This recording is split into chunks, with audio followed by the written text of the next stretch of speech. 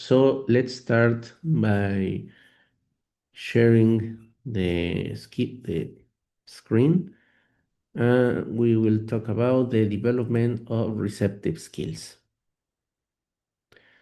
The first receptive skill that we are going to discuss about is listening. So when we talk about listening, what is the first idea that comes to your mind? Any one of you, please? What's the first idea that comes to your mind when we talk about, in general terms, listening?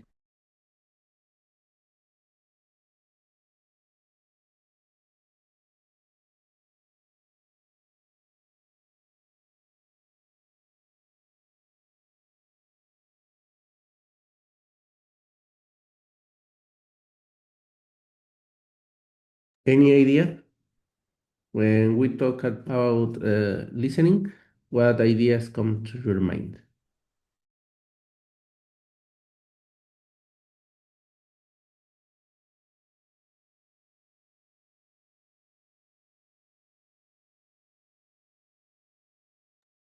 Well, probably the first idea is, well, it's nature. First of all, we need to remember that there are some spoken discussions, and those spoken discussions can be in the informal way. When we talk about informal way, we are referring exactly to the oral exchanges that we can hear.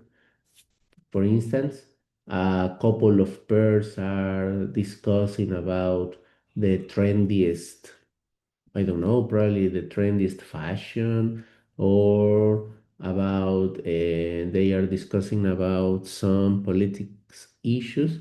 And then when we are hearing that discussion, we also in our mind we are aware about some characteristics, brevity of chunks.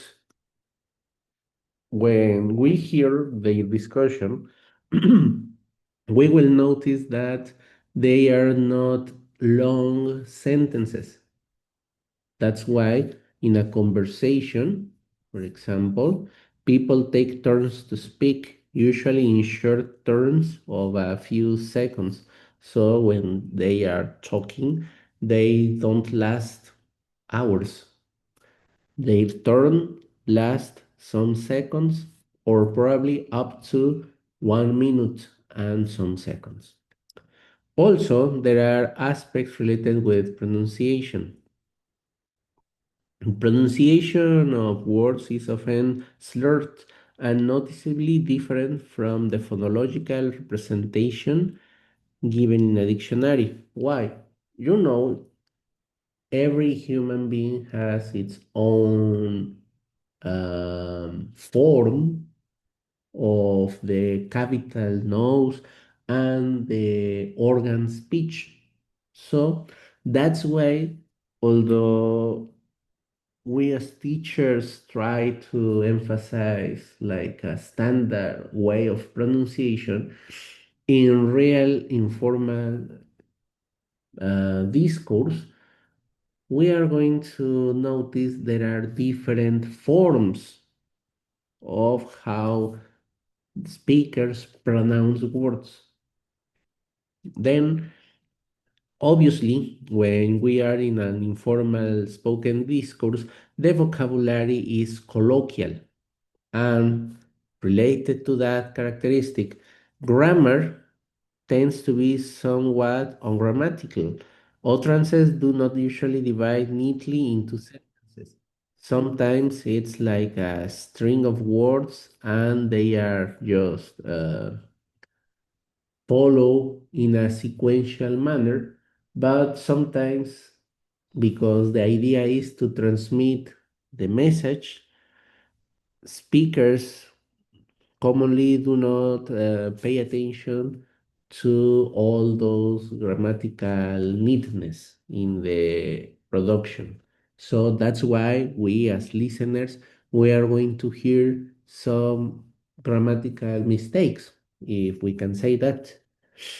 Obviously, because the channel of communication is whatever place you are, probably imagine if you are on the street, you are going to hear a lot of noise.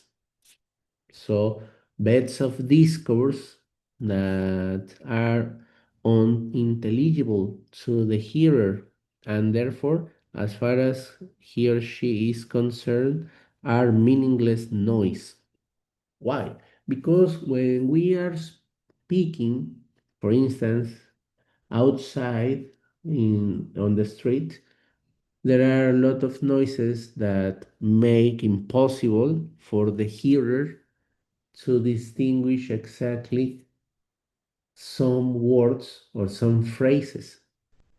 That is another characteristic of informal spoken discourse. And when we are practicing listening with our students, we need to make them aware that it's not really necessary to get stressed because they cannot listen every single word.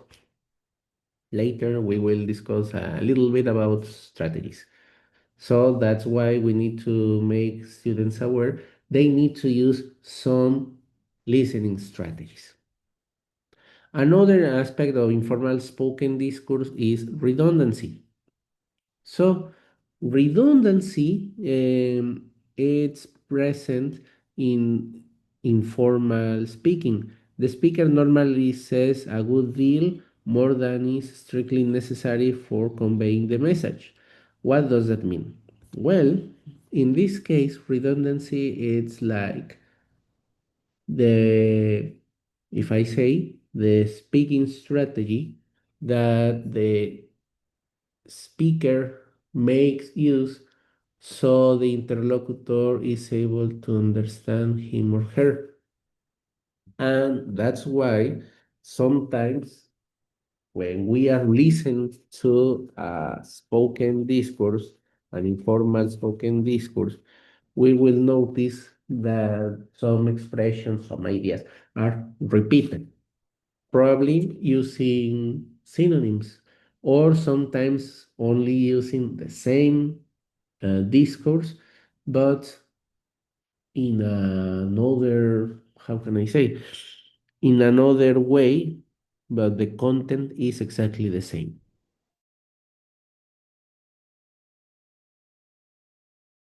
And finally, the last characteristic of informal discourse is its non-repetition. Remember that when we are speaking, we produce the discourse once, and unless we are recording that discourse, we will be able to listen again. However, informal spoken, that discourse will not be repeated verbatim. Normally, it is heard only once, though this may be compensated for by the redundancy of the discourse. Redundancy is like repeat, but with different words. They are not going to be repeated verbatim, as it was said the first time. Then the other aspect to notice is listener expectation and purpose. In this case, you as listener, what do you expect to see? And of course, what is the expectation you are previously to listen to be able to understand. So in this case, we are going to be aware that the topic of the discussion should be previously comprehended by the listener. Probably we are not going to know in advance the exact words of the speakers. Nevertheless, we need to know in advance who are the speakers what is the topic of that discussion, that spoken discourse, and of course, where was produced that discussion, that spoken discourse. That is known as the listener expectation. And for sure, why was emitted that spoken discourse? The purpose. All right. Now, the other part related with the nature speak of listening is looking as well as listening. What do looking as well as listening mean? Well, normally we have something to look at that is linked to what is being said. Usually the speaker, but often other visual stimuli, for instance, a map, a scene, an object, or the environment in general. Remember, we are going to make a comparison. When we are reading a text, we have exactly the possibility to decode, trying to make guesses of the meaning of a specific vocabulary. However, when we are just listening, we don't have something visually to see. Therefore, we need to imagine the context, the situation, probably the speakers as a mental reference. So we are trying to make guesses of who were saying what, why that people, why that person was saying something. And of course, trying to have that mental picture of the scenery where the spoken discourse was produced. Then the other aspect with related with the nature of speaking, of listening, it's the ongoing purposeful listener response. Well, it's quite rare for us to listen to extended speech and respond only at the end. The responses normally directly related to the listening purpose and are only occasional, a simple demonstration of retention. What does that mean? Well, probably when we are implementing a listening exercise, we are not accustomed to listen to, for instance, a long podcast. And then that at the end of that long podcast, we will ask students to answer some comprehension questions. We are not really accustomed to that. So the idea of listen spoken discourse passage is that it's not too long, but at least it has something meaningful. It should go more than just asking comprehension questions, rather, that our students are able to implement some listening strategies at the moment of listening, but not a long listening passage, rather, a short one.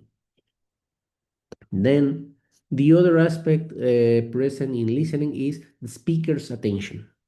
The speaker usually directs his or her speech at the listener, takes the listener character, intentions, etc. into account when speaking, and then that or those aspects should be part of general knowledge of the listener. That's why when we are introducing listening exercises to our students, we need to make them aware of the characteristics of the speaker listener. And I mention speaker listener because at the same moment they are listening, our students, they will be able to decode what is the intention of the speaker, where was that speaker producing the discourse, and of course, what could be the reaction the listener in that, for instance, in a dialogue, may have towards the speaker discourse. These are the characteristics of real life listening situations. Now, we will continue with the listening perspectives. Pedagogically talking, we are going to have two perspectives, a bottom-up perspective of listening and a top-down listening perspective. However, what does each perspective mean? First of all, the bottom-up perspective implies listeners segmenting the stream of speech into its constituent sounds, link those sounds to form words, chain the words together to form clauses, and then sentences, and then paragraph, and then text. If I say, if I can say, bottom up perspective emphasize chunks of language. For instance, when you ask your students, what does this expression mean? Or, for instance, when you ask students to fill in a blank with just one word or three words that were exactly heard in the listening passage. That is the bottom up perspective. And the purpose of that perspective is for students to, if we can say, to scan the listening passage, to pay attention to specific parts. That is the bottom up perspective. Then the other perspective is the top down. The listener brings knowledge from outside the text to the task of interpreting and comprehending the text's meaning. Therefore, text meaning does not reside exclusively within the words on the tape recorder or on the page. It also exists in the head of the listener. Successful listeners are those who can utilize both inside the head knowledge and outside the head knowledge to interpret what they hear and see. In this case, top-down perspective is reflected in comprehension exercises that goes beyond the mere question of what was the main idea of speaker number one. Top-down perspective goes when, do you agree with Fulanito's idea? Why? Why not? And then, do you consider that the idea of Fulanito is adequate for the context in which you were listening? That is the top-down perspective. When listening exercises goes beyond the mere looking for specific information. All right. So, students, do you have any comment or question so far, please? Let me know if you have any comment or question.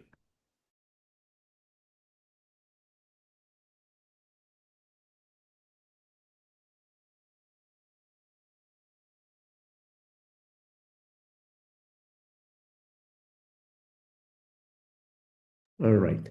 Thank you so much. So now I'm going to continue. Now, in order to start discussing the pedagogical principles for teaching listening, I need before to give just a general idea of what type of spoken language we are expected to listen to. Pedagogically talking, we can listen monologues. For instance, now in this moment, you are listening a monologue, me only speaking, and you just listening to what I am saying. And the other type of spoken language is dialogue.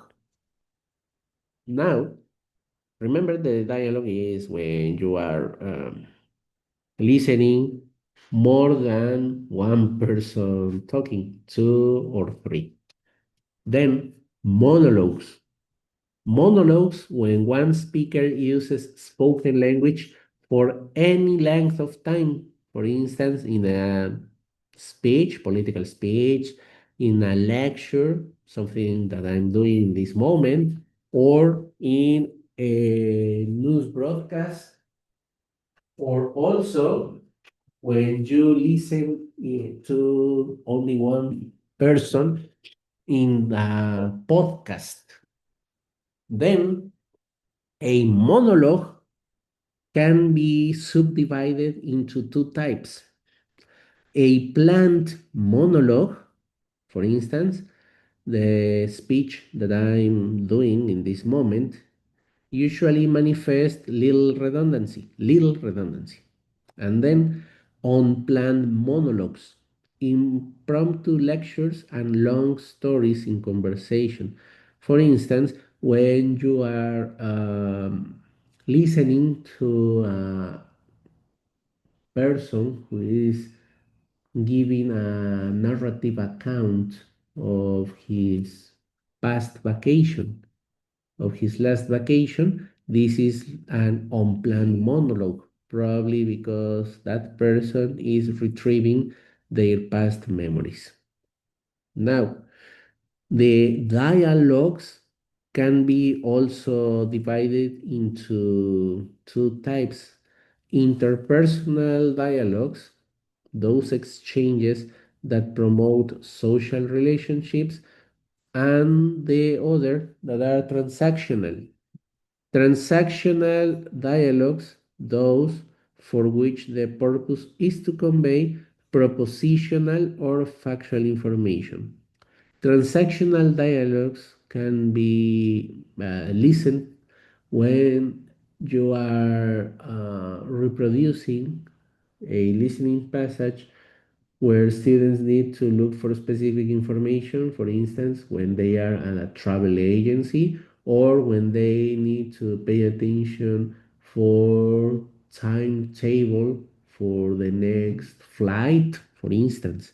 Interpersonal dialogues are the example of the exchanges between two people about their daily routines or probably about their past memories. So now we are ready to discuss about the pedagogical principles. And then when we talk about pedagogical principles, we need to notice these six elements. The first one, the tape recorder is as important as the tape. Second one, preparation is vital. Number three, once will not be enough. Number four, students should be encouraged to respond the content of a listening, not just to the language. Number five, different listening stages demand different listening tasks. And number six, good teachers exploit listening text to the full.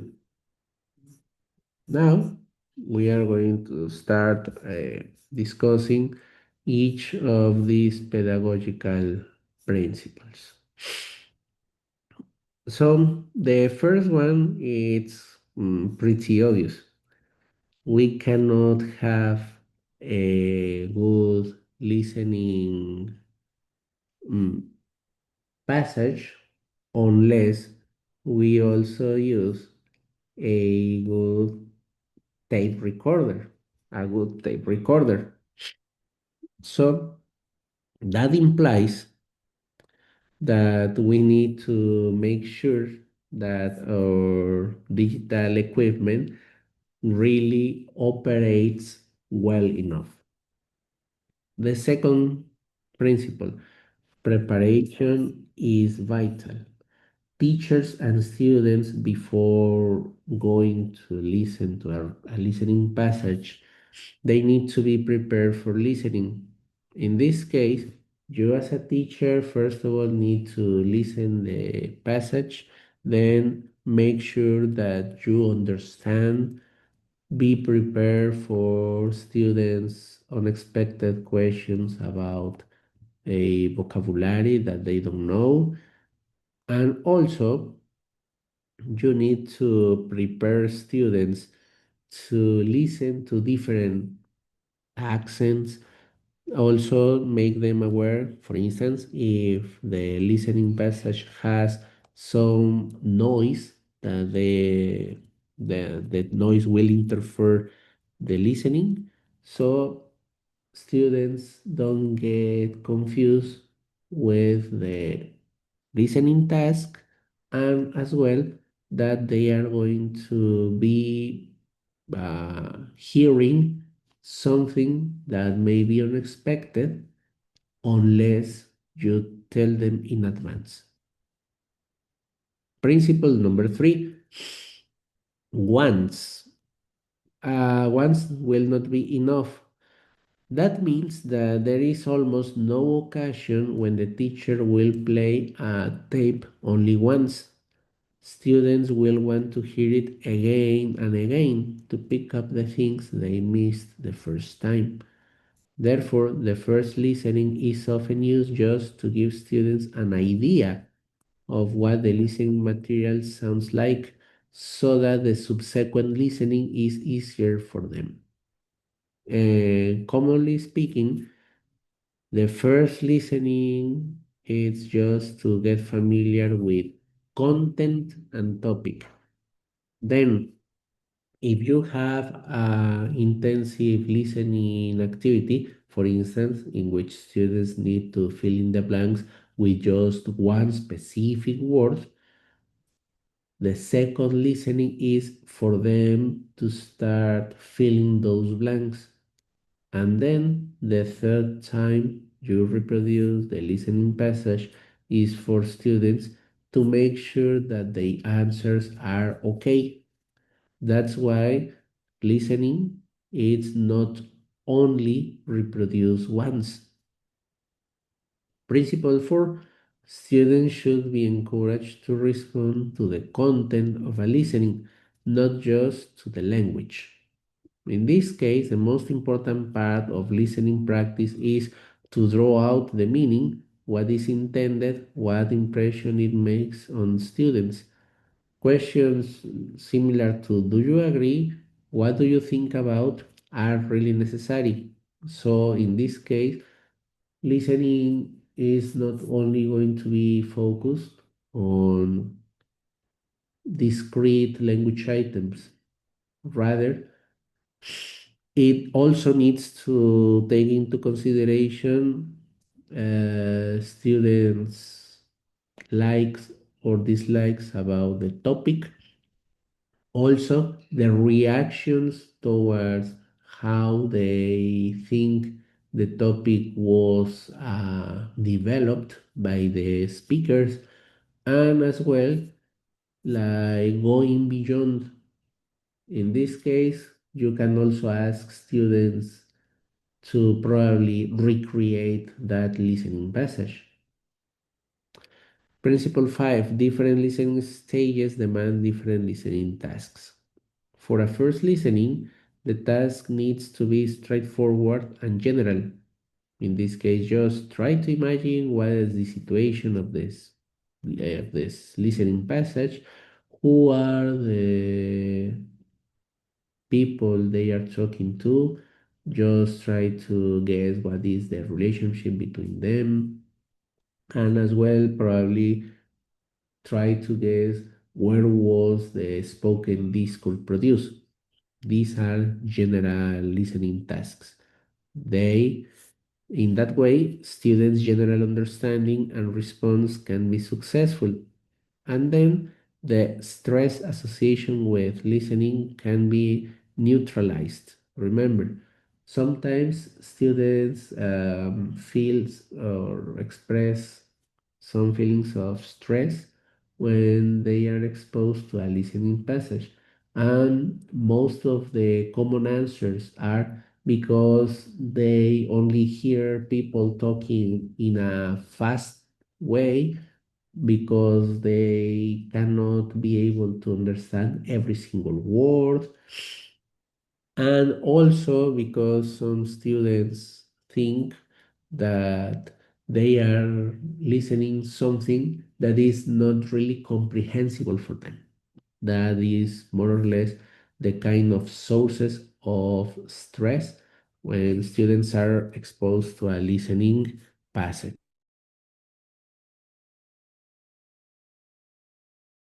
Then, principle number six, sorry, with principle number five, the second stage of listening can be focused on specific information. Probably you can focus on vocabulary, and why not also to identify some grammar aspects. And probably the final stage of a listening passage can be focused on general expressions.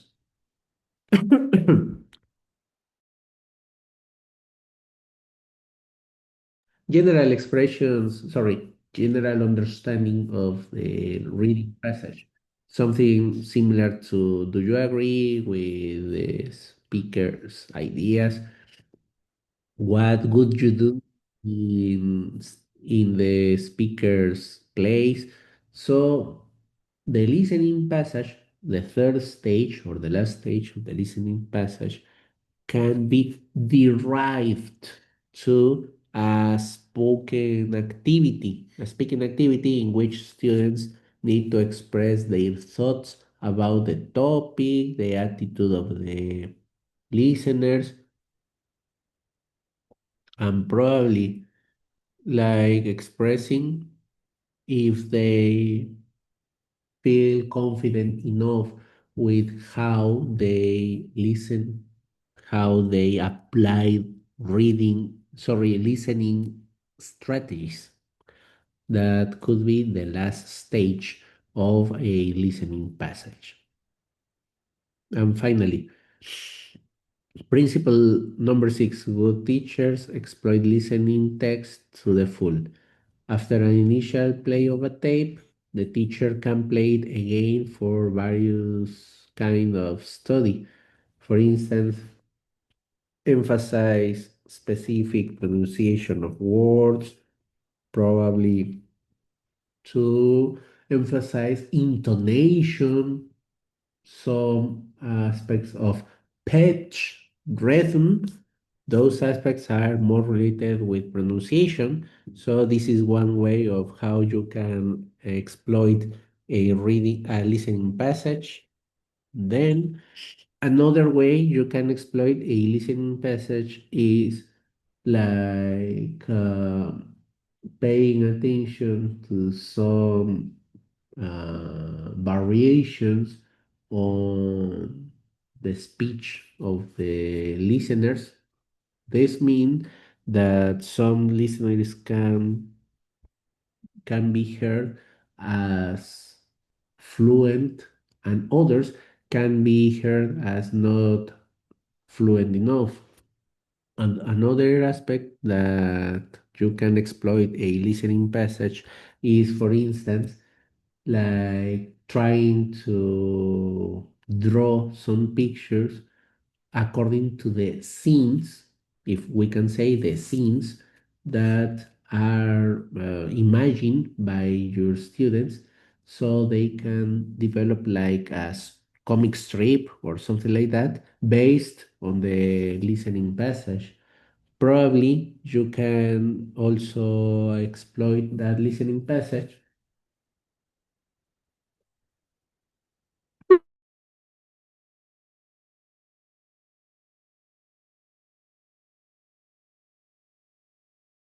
Sorry. You can also exploit that listening passage by asking your students to create a speaking discussion about the topic of that listening passage. More or less, these are some of the pedagogical principles for teaching listening.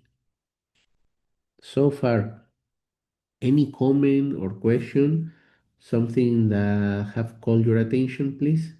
Something that you can tell me, either in Spanish or in English.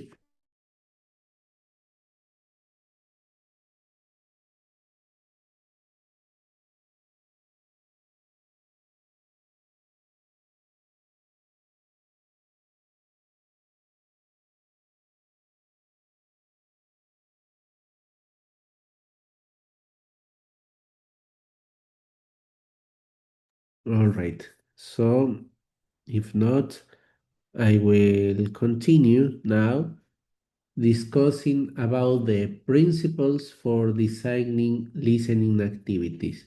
And those principles are: don't overlook the importance of techniques that specifically develop listening comprehension. Yes, Max, go ahead. ¿Puedo darle a regresar a la anterior? Te quería preguntar algo. Sí, claro, adelante. Am, Quería preguntar sobre como como cómo hago la pregunta.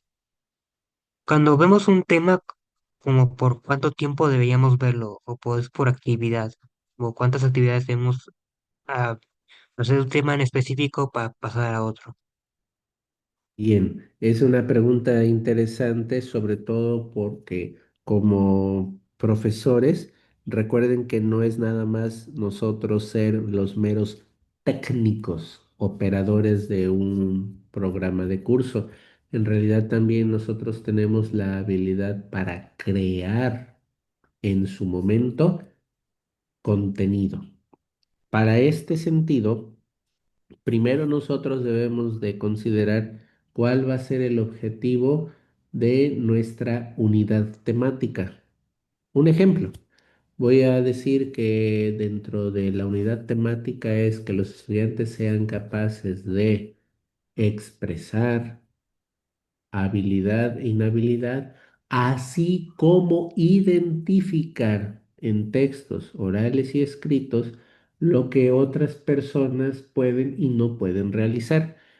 A partir de identificar qué es lo que otras personas pueden y no pueden realizar, yo como diseñador de mis clases, tengo que identificar si los estudiantes ya previamente consolidaron bien las nociones léxico-gramaticales, obviamente can, can't y los verbos, actividades que pueden hacer y no pueden hacer. Después de haber tenido esa experiencia de los contenidos léxico-gramaticales, entonces viene la otra dimensión.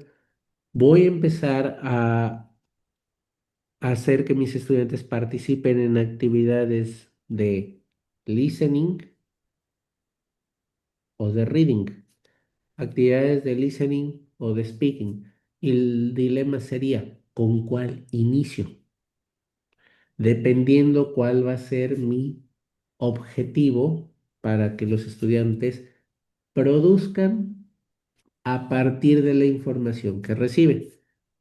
Por ejemplo, si mi objetivo es que los estudiantes expresen oralmente lo que otras personas son capaces o no capaces de realizar, mi primera actividad tendría que ir ligada con un pasaje de listening.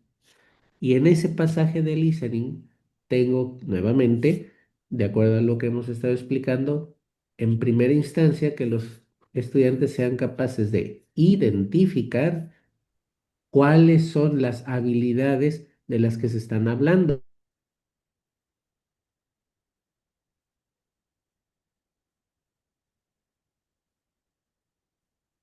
Ah, a ver. Perdón, perdón, es que me muteé, Ah, todavía no termino. pero Una vez que yo haya identificado que los estudiantes distinguen entre, no sé, por ejemplo, play de guitar, play video games, por ejemplo, ahí entonces ahora será el momento de que yo pueda, la segunda actividad de listening, hacer que ellos, por ejemplo, completen un resumen de lo que X o Y persona puede hacer o no puede hacer, solamente completando con esas palabras. Can play the guitar, but cannot play video games, por ejemplo, que eso es parte del listening passage. ¿Cuál es el propósito de poner esa actividad tipo resumen en donde nada más tengan que fill in the blanks? Que ellos pongan atención a los elementos que constituyen ese listening passage, que fue vocabulario que se enseñó previamente. Una vez que pasan de ese listening passage y que ya pusieron atención en esos específicos detalles, puedo yo ahora entonces convertirlo en una actividad de speaking en la que ahora los estudiantes, por ejemplo, puedan exponer oralmente qué son hábiles de hacer y qué actividades no pueden hacer tan fácilmente o les cuesta trabajo. La idea es que utilicen can y que utilicen can't. Entonces, no podríamos decir que hay como un número específico de actividades que se puedan poner. Todas van a ir en función de qué quiero que primero sean capaces de distinguir para que después sean capaces de poner en práctica. La misma idea podría haberse hecho, pero en lugar de un listening passage, un reading passage. En lugar de que ellos pudieran hablar sobre lo que son hábiles en hacer o lo que no, podríamos haber hecho que ellos hicieran un pequeño texto describiendo sus habilidades e inhabilidades. Más o menos me di a entender.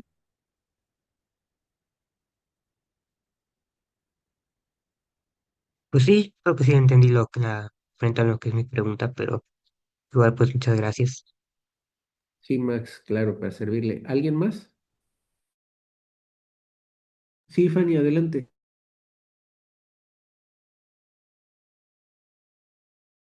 Adelante, Fanny, ¿la escuchamos? ¿Sí me escucho? Sí, adelante. Ok. Eh,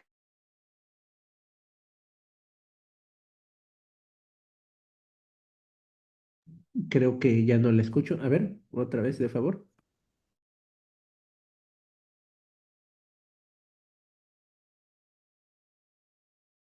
es que nosotros como maestros fijamos un objetivo a alcanzar de qué es lo que queremos que los estudiantes logren, pues se presenta un pequeño inconveniente, diría yo, sobre todo con los grupos grandes, que muchas veces, pues, sobre todo en primarias, hay grupos de 40, incluso 50 estudiantes, y es observable que hay un desnivel en los alumnos, que algunos tienen una facilidad mucho más grande para, pues, alcanzar esos objetivos, mientras que otros no.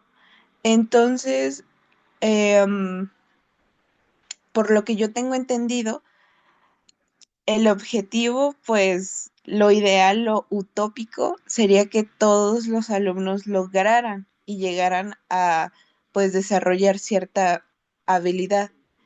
Pero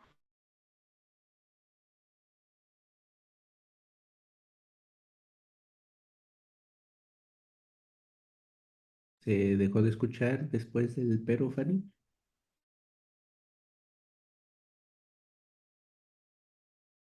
como maestros no podemos detenernos a pasarnos a lo mejor todo el año explicando un solo tema.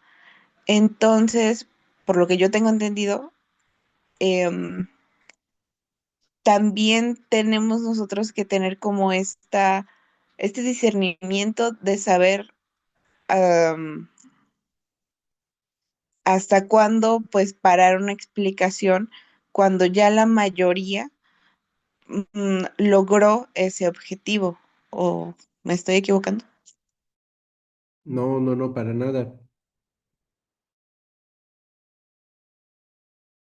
Y fíjese que es muy, este, importante esta pregunta en varios sentidos.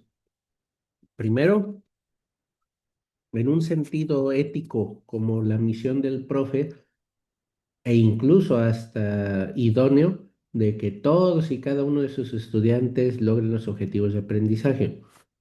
Pero a su vez ahí también debemos de estar conscientes cuáles son también las limitaciones de nuestros estudiantes y sobre todo, como bien lo menciona, con grupos numerosos, de qué manera puedo lograr que todos o la mayoría de mis estudiantes al menos desarrollen.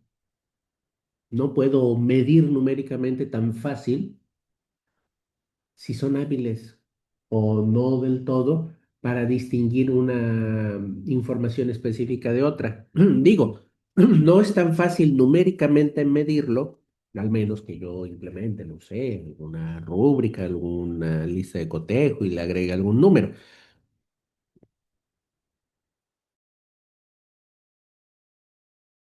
Pero más allá de pensar en medirlo numéricamente, ¿cómo puedo lograr que la mayoría o todos mis estudiantes desarrollen de alguna manera, por ejemplo, la habilidad de comprender información específica?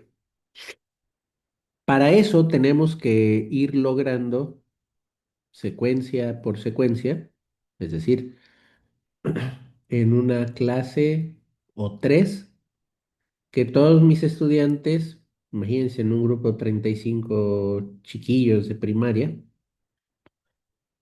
al menos identifiquen una información específica previo a que yo les reproduzca el listening passage completo. Es decir, les puedo poner ejercicios de discriminación de sonidos. Previamente, ok, ya les había enseñado yo el vocabulario y también adopto la técnica del audiolingual method, el drill, repetir, repetir, repetir, porque de esa manera se van a familiarizar con los sonidos. Esa es la intención de un ejercicio de discriminación de sonidos, que identifiquen qué sonido corresponde a qué palabra y que ese sonido que corresponde a esa palabra tiene el significado que yo les estoy preguntando. Intensive pronunciation practice. Ahí está una de las estrategias previo a poner un ejercicio de listening en esa primera secuencia de didáctica. En la segunda clase, posiblemente a través de algún juego, haga nuevamente que los estudiantes discriminen algunos sonidos. En la tercera clase, lo que puedo hacer es ahora sí, tal vez un contest game. Primero fue nada más así intensamente repetir. Segunda, tal vez a través de un juego. En el contest game puedo ya poner algunas frases que van a estar escuchando en el reading passage, donde tienen que identificar ese sonido específico. Y al que lo identifique primero le doy, no sé, una paleta o le doy un punto extra. De ahí, ahora sí viene la segunda etapa, la segunda secuencia, igual tal vez de dos o tres clases. Voy a reproducir el listening passage ahora para que los estudiantes, insisto, o sea, un passage adecuado a chiquillos de primaria, e imagínense en el caso no afortunado, son niños de escuela pública que al menos solamente tienen clases de inglés 2 veces por semana. Digo, no afortunado, porque a pesar de que en el papel está escrito que en primaria pública se tiene que llevar más horas de inglés para que cuando lleguen a la secundaria tengan ya un nivel más consolidado de inglés elemental, lo cual nunca sucede, desafortunadamente, pero yo como profe comprometido tengo también que hacer algo para lograr ese objetivo. Obviamente, no va a quedar todo en mi responsabilidad porque no puedo yo tampoco solventar absolutamente todas las necesidades de aprendizaje de mis estudiantes, pero sí tratar de hacer lo mejor que está en mi alcance para que logren, pues al menos en ese ejemplo, consolidar una habilidad de listening, aunque sea incipiente, pero de que no salgan los chiquillos de primaria y que, no, pues no sé nada, no sé ni siquiera cómo discriminar un sonido de otro. Entonces, en esa cuarta clase, que sería parte de mi segunda secuencia, ya puedo entonces tal vez reproducir el listening passage con la intención de que ahora sí identifiquen tal vez el tema del listening passage, que identifiquen quiénes son los participantes o el contexto en el que se dijo. Y posiblemente en la última sesión de mi segunda secuencia, ahora sí, ya pueda yo implementar el ejercicio específico donde tienen tal vez que completar el espacio en blanco con una palabra que es la que ya llevamos practicando desde hace 3, 4 clases. En ese momento es como yo puedo que mis chiquillos de primaria empiecen incipientemente a desarrollar esa habilidad de listening.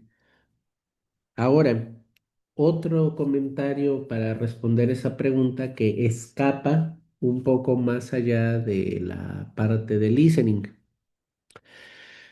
Naturalmente es cierto que como profesor tengo que asegurarme e idóneamente que todos los estudiantes logren los aprendizajes, pero también tengo que ser consciente de cuáles son sus limitaciones. ¿En qué sentido? Limitaciones cognitivas, limitaciones sociales, familiares. Si los chiquillos la única oportunidad que tienen de aprender inglés es aquí en el salón de clases, entonces posiblemente lo que tenga yo que hacer es reajustar mis objetivos de aprendizaje. Un ejemplo, como experiencia ya vivida. Uno de los procesos de desarrollo de aprendizaje del programa sintético fase 6 de secundaria de inglés dice que los niños son capaces de expresar una postura en contra de la violencia y que ellos lo van a poder expresar de manera oral o escrita. Pero para que ellos sean hábiles, y conociendo su realidad de escuela pública, en que no tuvieron tantas clases de inglés, yo ajusto a su realidad lingüística, que ellos no van a ser capaces por sí solos de expresar toda una frase o todo un texto en contra de la violencia, discriminación, bullying, qué sé yo. Por eso es entonces que yo como profesor, les puedo proveer algunos prompts y lo mismo, que lo hablen, que lo pronuncien, que lo escriban, hacer ejercicios intensivos para que ellos vayan asimilando ese prompt de I disagree with o we shouldn't do, prompts que vayan a expresar una postura en contra de actos de violencia. Y de ahí luego el complemento. El complemento ligado a lo mismo, una clase o 2 clases intensivas de vocabulario para que ellos se familiaricen con el significado, el sonido, cómo lo tienen que pronunciar, cómo lo tienen que escribir. Y de esa manera es como yo estoy creando esa situación que me pide el programa, pero ajustándolo a la realidad lingüística de mis estudiantes. Dicho sea de paso, en primaria también así tenemos que tener como profesores la habilidad de ajustar los contenidos a las realidades lingüísticas, sociales, familiares de nuestros estudiantes. No sé si pude responder su pregunta. Sí, profesor, muchas gracias. Para servirle. ¿Alguien más? ¿Algún comentario? ¿Alguna duda?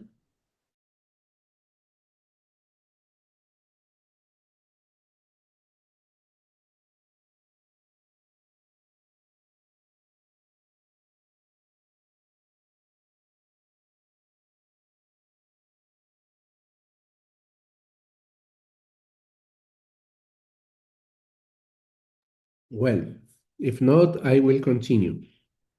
Principles for designing listening activities.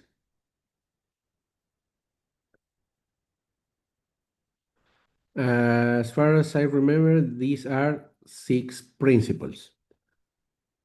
Number one, don't overlook the importance of techniques that specifically develop listening comprehension. Number two, use techniques that are intrinsically motivating. Number three, utilize authentic language and context. Number four, carefully consider the form of listeners' responses. Number five, encourage the development of listening strategies. And number six, include bottom up and top down listening techniques. So let's review those principles. The first one, make sure you don't overlook the importance of techniques. Oral comprehension itself cannot be overtly observed. Teachers sometimes incorrectly assume that the input provided in the classroom will always be converted into intake, and that's not the truth. The creation of effective listening techniques requires studied attention to all the principles of listening.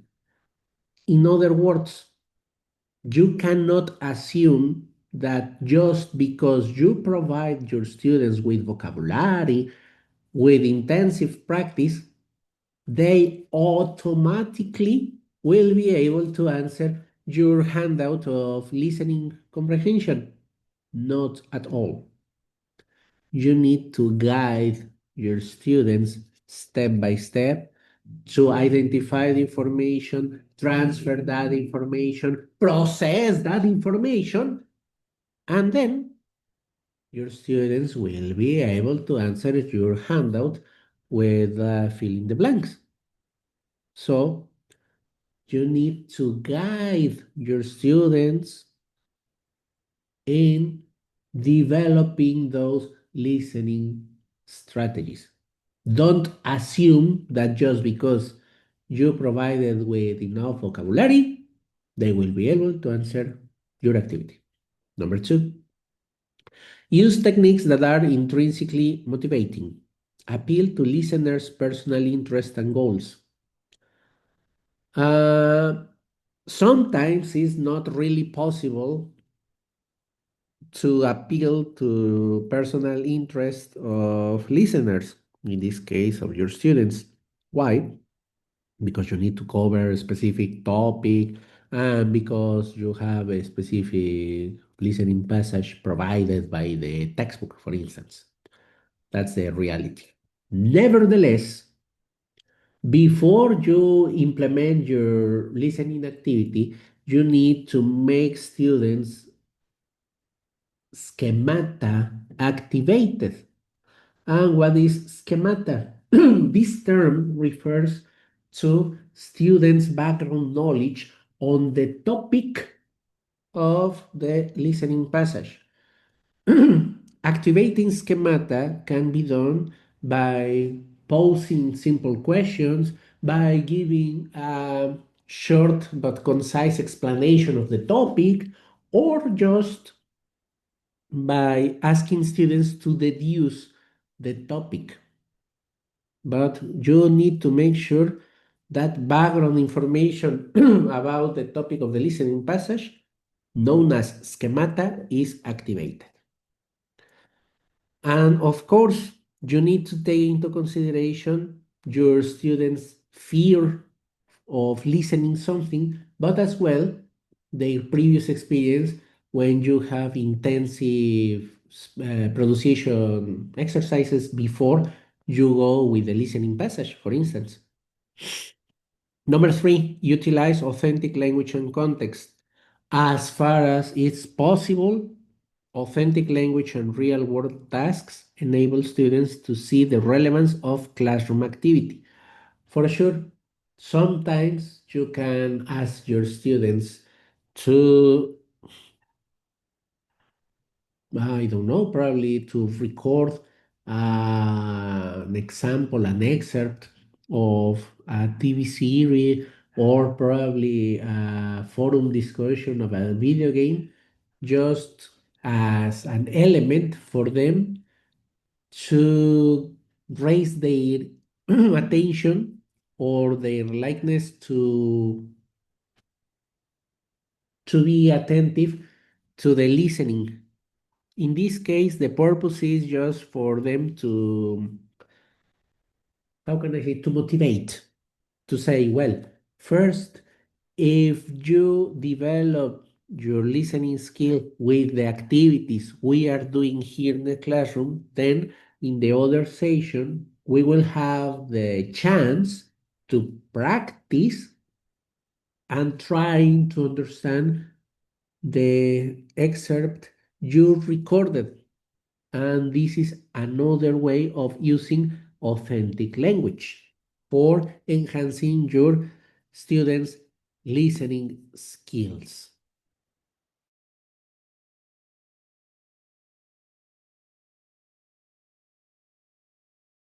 Then the other,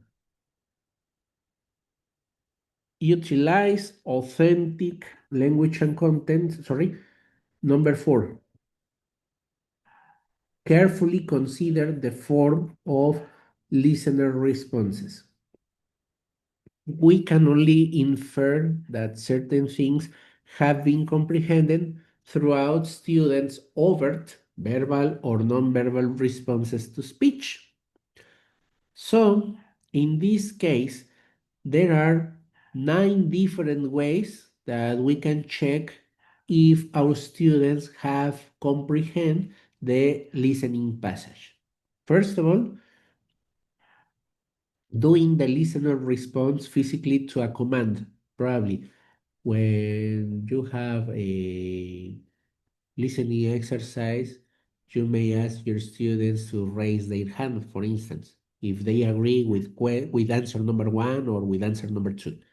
The other, choosing the listener selects from alternatives such as pictures, objects, and text. In this case, the listening activity should contain something like, for instance, you have a series of pictures and then choose a picture that best summarize the listening passage. The other, transferring the listener draws a picture of what is heard. Probably in this case, instead of choosing the picture, you may ask students, draw according to what we listened to, how was the speaker doing the speech? And then they need to draw how the speaker was pronouncing the speech they listened to. The other, answering the listener answers questions about the message, the classical comprehension activity in which you are going to ask some questions probably about the content of the message, probably the context in which the message was produced. The other, condensing the listener outlines or take notes on a lecture. In the case as I am doing, You can take some notes of some important or relevant aspects that I am speaking about. And then the other strategy is modeling. The listener orders a meal, for example, after listening to a model order. In this case, what you can ask students is to recreate the listening passage, now adopting the roles of the speakers. Strategy number 5, encourage the development of listening strategies. All right. In this case, the premise of enhancing students' listening skills is that you first need to model how students are going to employ those listening strategies. It's not only the purpose of explaining, you need to demonstrate. And remember, when students are developing listening strategies, the best example you can give is your own demonstration, and which listening strategies can be taught. Looking for keywords, looking for non-verbal cues to meaning. Non-verbal cues to meaning in this case are some aspects related to the listening context, predicting a speaker's purpose, associating information with one's existing cognitive structure. In this case, is activate background knowledge, schemata. How you are going to activate your previous knowledge of the topic, how you are going to activate the schemata. Then guessing unknown words, the meaning of unknown words. Then seeking clarification. It's quite difficult, but not impossible. Seeking for clarification, how you can rephrase something that was said by the speaker. And another test taking strategies for listening comprehension. For instance, how they are going to take time for doing a specific task. When you are preparing your students for a certification exam, it's vital for them to administer their time. So, in this case, you can model how they can administer the time for answering a specific listening passage. And finally, include both bottom-up and top-down listening strategies.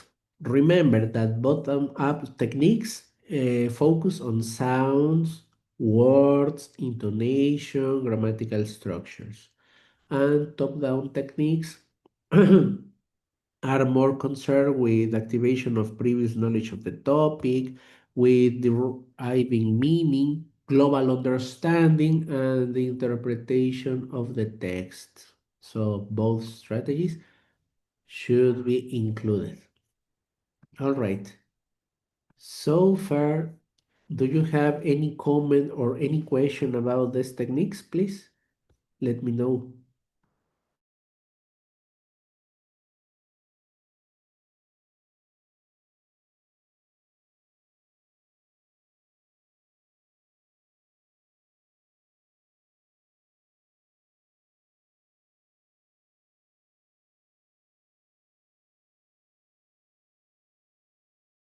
So if there are no comments or questions, we will go to the last part of listening. Types of classroom listening performance. And they are known as reactive, intensive, responsive, selective, extensive, and interacting. So let's explore each of them. In this case, we are going to start understanding what is reactive. By reactive, we need to relate with how students are going to, as its name says, to answer for something that is included in the listening passage. For instance, in this case, you want your students to practice for a specific sound or just for the pronunciation of a specific expression that is reactive. Your students are going to repeat. They are going just to act as a tape recorder. They are going to say a specific word, a specific sentence or expression in the same way they listen to. That is the reactive performance. The second one, intensive. Intensive involves techniques whose only purpose is to focus on components, for instance, phonemes, words, intonation patterns, discourse markers. Intensive listening requires that students single out certain elements of spoken language. For instance, you are going to ask students in chorus to repeat the dialogue they are listening to. What's the purpose? Well, that students get familiar with intonation patterns and at the same time they are responding to your demand of repeating in chorus, they are also practicing pronunciation. Then the other activity is responsive. And what does mean responsive? The student task in such listening activities to process the teacher talk immediately and to fashion an appropriate reply. For instance, when you ask questions related to the listening passage, or probably when you give a command that they need to perform, or also seeking for clarification. For instance, what does the word that whatever mean? And also checking for comprehension about the topic of the listening passage. The other kind of activity is selective. The purpose of selective performance is to find important information in the listening passage. For instance, people's names, dates, certain facts or events, locations, situation, main ideas or conclusion about the listening passage. Then the extensive activities aims to develop a top-down global understanding of the spoken language.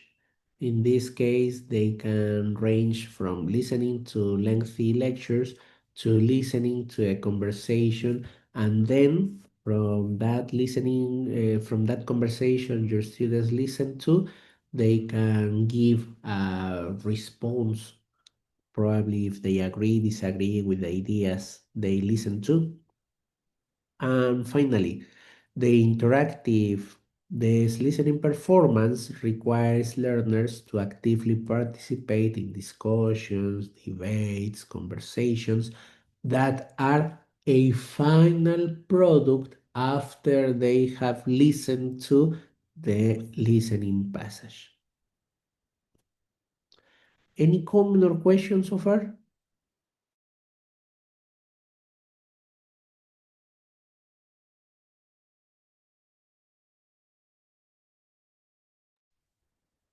Creo que no, por All mi right. lado no. No? All right. Thank you so much. So, if not, let's go to the types of listening activities.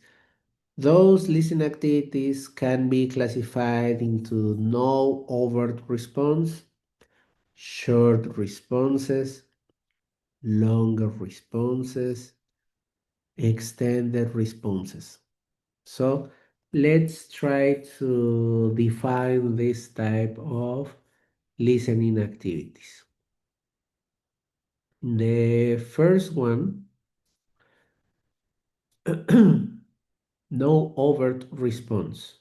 Learners do not have to do anything in response to the listening. However, facial expressions and body language often show if they are following the listening passage or not. In this case, stories can be done in the form of telling a joke or a real life anecdote, retell a well known story, or probably read a story from a book, or play a recording of a story. If the story is well chosen, learners are likely to be motivated to attend and understand it in order to enjoy it, just like that, just for the sake of enjoying the story. Songs, the classical, you probably reproduce an excerpt of a song. The idea is that your students try to enjoy the song. Then for entertainment, you can also ask students to watch a movie, obviously not the entire movie, probably just a segment of the movie, and then learners will be motivated just to make the effort to understand without the need to any further task, just like trying to understand the history behind that movie, for instance. Short responses tasks. They can include obey instructions, learners perform actions or draw shapes or pictures, for instance, in response to instructions. Then ticking off items. A list, a text, or picture is provided. Listeners mark or tick off words, components as they hear them. The true or false. Listening passages consist of a number of statements and they need to decide if those statements are true or false. Detecting the mistakes. Teacher tells a story or describes something in the class. However, there are a number of deliberate mistakes or inconsistencies. The idea is that learners try to pick point in what part of the listening passage it's a mistake found. The other is the close. The listening test has occasionally some gaps represented by silence or some kind of buzz. Learners write down what they think it might be the missing word, for instance. The other part is guessing definitions. Teachers provides brief oral definition of a person, place, thing, or action, and the idea is that learners write down what they think it is or it refers to.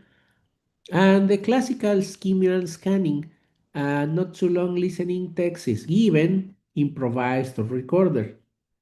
Learners are asked to identify some general topic or specific information, and they need to take notes of that information. Then, with the longer response tasks, they include answering questions, comprehension questions, note taking, that you ask students to take note of the listening passage, paraphrasing and translating. Also, the idea is that learners rewrite the listening text in different words, like an interpretation of what they heard, or they can do it in their own mother tongue. That's the translation. Summarizing, learners can write a brief summary of the content of the listening passage. And then finally, long gap filling. A long gap is left at the beginning, middle, or the end of the text. Learners guess and write down what they think it might be missing. And the final one, listening with extended responses. These type of activities include problem solving. A problem is described orally and learners discuss on how to deal with that problem and propose a solution. And finally, interpretation. An extract from a piece of a dialogue or monologue is provided with no previous information. Then listeners try to guess from the words, kind of voices, tone, and any other evidence what's going on. All right.